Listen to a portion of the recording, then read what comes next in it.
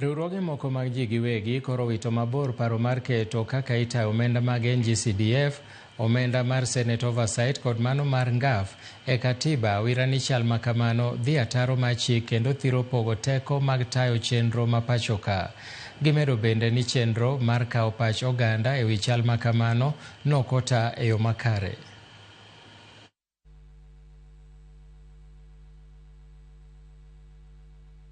Bura haka nowacho Supreme Court no nullify kowacho ni CDF is unconstitutional. To ne giwacho ni CDF is constitutional because o interfere kod gimiluongo ni principle of separation of powers. Nochiwo bunge ko yiere to nego bed ni tije maduong' en loso chike miluongo no legislation.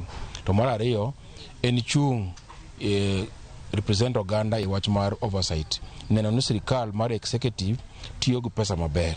Proceeding with this amendment will distort the principles of prudence and responsibility in utilization of public funds as enshrined under Article 201 of our Constitution.